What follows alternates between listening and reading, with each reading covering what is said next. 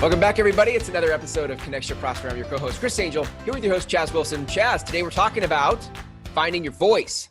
Yes, sir. Finding your voice. Finding your voice. It's tough, right? That's so ambiguous, or it's so ethereal, maybe. Yeah, especially when it comes to marketing, right? Well, that's what I before we hit record here, I was asking Chaz, how do you decide what you choose to invest in or spend time in terms of marketing? Because there's so many different directions you could go. And I'm sure that you've experimented with a lot of them, right? From this show is a form of marketing, to the stuff you do on Facebook, to YouTube. You have a YouTube channel that I know you've been active in inviting people to subscribe to. Yeah. How do you choose where you market? Yeah, so I think what I said was it's all about finding your voice before we started. It's all about finding your voice. And so the reason why I said that is you and I have had this conversation. So one of the things I want to point out is your social media posts, the things you write. It's almost like a diary of your thoughts or where you are. And I said to you, I'm like, I can't do that. You're really good at writing those things down to a point where when I read them, I'm captivated by what you write. That I'm like, oh, I relate to that. I can put myself in those same shoes where I can't do that. So it's about finding your voice. Your voice, you seem to be able to do that very well in written form, as well as auditory. You're very good at that as well. For me, it's almost all the auditory. So for instance, this is why I decided to do a podcast like this, because it's very easy for me. I don't have to give it a tremendous amount of not effort, but just like it overwhelms some people to have to do this, right? Turn the camera on and start talking.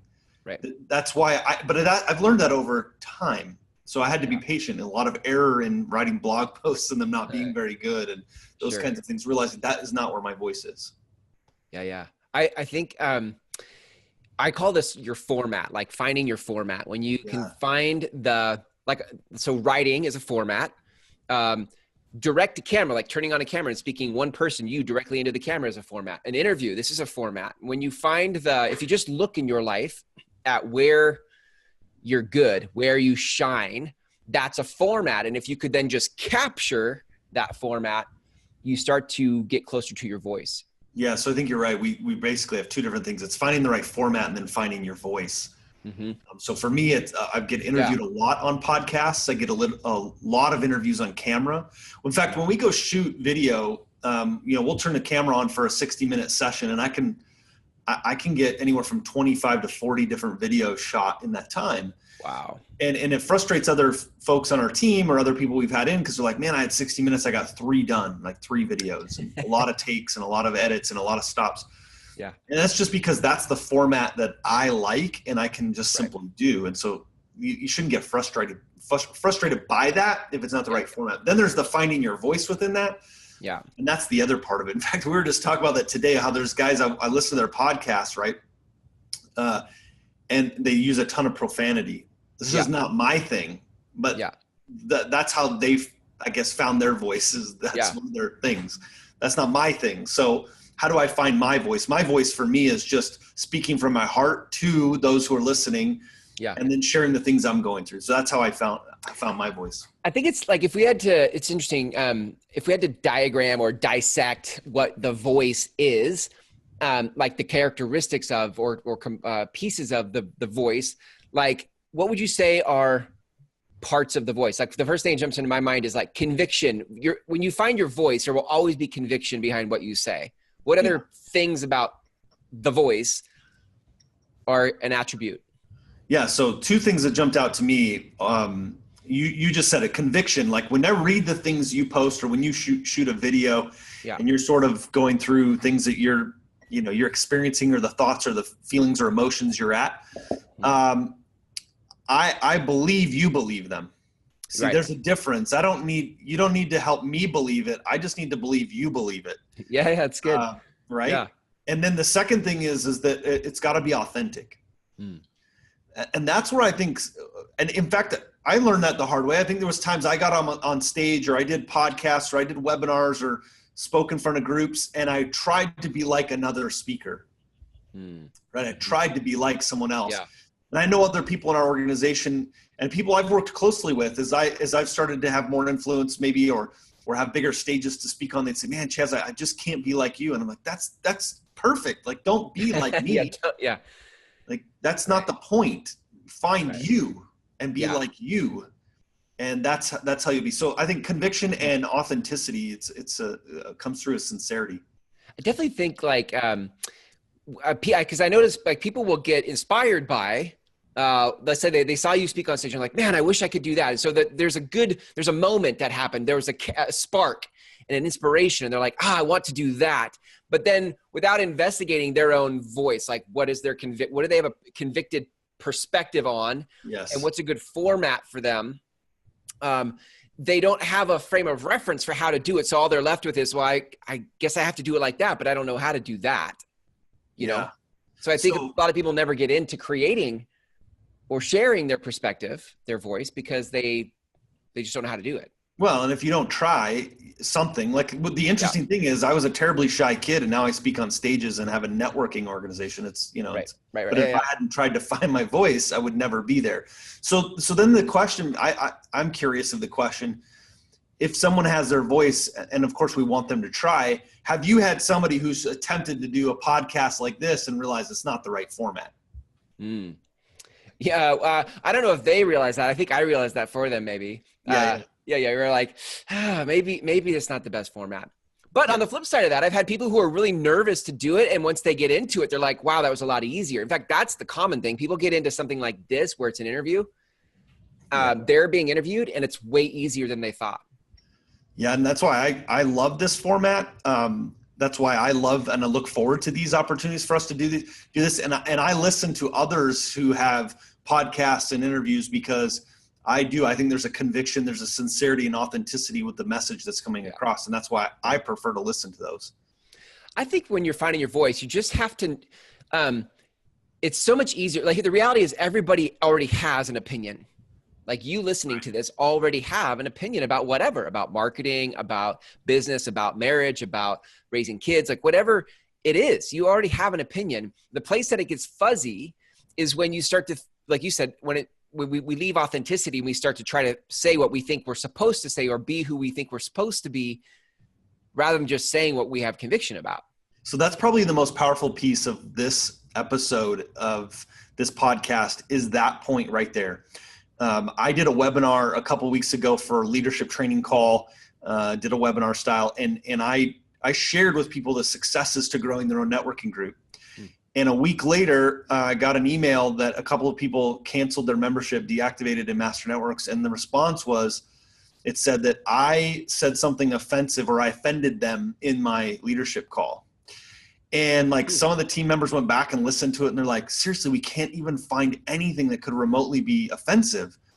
And I said, they're like, do you want to go back and listen to it? I'm like, no, I don't want to go back and listen to it because I guarantee you, I said whatever was on my heart and my mind at that time. Yeah. If that offended them, I'm not going to go back and change that. That was, by the way, that's their choice, not mine. Yeah. They just said they're offended. I'm not. Yeah. I said what I think and believe and convicted on. Right. And so that you're right. That's where it becomes, the fuzziness becomes as though we go, well, I have to change my message because someone said something to me. Right. Right. And if I piggyback on that, the next piece of that is, sometimes you might think, well, what I have conviction for, what I have passion about is raising kids. But what I sell is like bookkeeping, right? Like those aren't like, I don't know how to connect the dots on those. Like, how do I go out and say to the world what I believe and am good at in parenting and then tie that back into getting customers for bookkeeping, right? Which is the whole thing of like what we do with shows. When you can build a tribe, here's what I tell people, like, if you could build a tribe around people who have a similar interest in parenting and they love the way you think about parenting, how many of the, if they were business people, how many of those people have bookkeeping as a need? Yeah. Start with the thing you have conviction for and then work it back to the business. But so many people are like, oh, they start with the business and because they start with the business, they're often missing the conviction or the voice. Yes. I mean, how much voice, well, I'm not a bookkeeper, so I'm like, how much voice can you have around bookkeeping? I know bookkeepers have a good voice. Like, I was really stretching my mind to think about how to tie that together. I mean, I did. I could eventually get there like you did, but I was like, man, I don't know. Because numbers are my thing from a sense of, I understand economics and math and business math, but I don't like to do the books and that kind of stuff. Well, but this is probably, we're going to like way more detail than we need to, but the just so that nobody's like lost, like I call it backstory, right? Like your professional backstory, and your backstory just lives in everything that you do. So as you talk about, if you have a show about parenting and you say, look guys, as a busy bookkeeper, one of the things I realize is like how I show up at home really matters. Like when I come home from a day of books, keeping books, blah, blah, blah, whatever I do, like I want to be present for my kids. And so we just put what you do professionally in the backstory of the conversation, right? Well, how about this? What if not? Because it's also one of the reasons why I wanted to do this podcast was maybe it's not so much about how to tie it in. I mean, I think it is to tie it in, but what if it's also not an either or, but what if it's also that the fact that you have a voice in a platform like this in a format creates a legacy for those children you're passionate about to someday figure out what you did and how you did it and all those things. Like I've come across some letters my grandfather wrote about his business. And I'm like, wouldn't it have been amazing if he had a podcast show I could go back and watch and listen to his struggles and those things at that time? Yeah. So one of the reasons to create a podcast like this and find your voice and put it on the right format is the legacy it leaves. Like this is the honest truth. And it's funny because my kids will probably listen to this. My kids were one of the first people that subscribed to my YouTube channel, and they get these podcasts. They will listen to these. Nice. And that's what blows me away is like my kids are listening to this podcast. Yeah. Because it's important to them. They want to follow out and hear what dad's doing. So that's why you just never know who's listening to your voice. It's important to, find a platform and a format. And moreover, I mean, so good. So I love that because I've got a new podcast coming out that I want to have you on my show, by the way. But it's exactly about that, right? Which is about legacy. And sometimes we don't take the big leap out into with our voice out into the world because we feel limited by the profession we try to sell, right? We have this thing that we're trying to sell, when in reality we might have a passion that is over here that has way bigger reach, but because it's not attached to how we sell a thing or make money, we don't go public with that conviction. And I think that's not only a disservice to the rest of us who could benefit from your contribution, but you don't get to know yourself as the big contribution that you were born to be, because you're sitting there in a small container trying to market whatever services you have when you have a bigger message. Well, and then the other message is you could also show how the power of building a successful business allows you also additional time to go live that passion, right? So I coached high school football for years because I played high school and college football. I love football. I coach my kids. Like I probably should talk more about how building successful businesses has allowed me to do that, which is a passion of mine.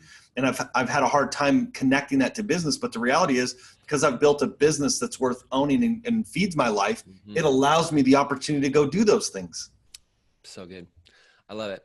Well, I mean, we started with this episode with, how do you choose what marketing to do? And it's evolved in this awesome conversation about really just finding your voice. And my hope is that you listening to this have some inspiration, some things that quiet, still voice that is like speaking to you like, hey, this is the thing. And we're giving you permission to go out into the world with the real message you have. So any final words of wisdom, Chaz, on finding your voice? I would just start telling your stories, start sharing, you're an expert at something. You have a voice, you have an opinion that matters, and start sharing it. You'll be amazed at who will listen, who will give you feedback. And by the way, the feedback is what will help you find your voice. Yeah. So get started. So good. This is such an important message. I love this. Chaz, if people want to learn more about Master Networks, where can they go? Well, they can go visit our brand new website, masternetworks.com.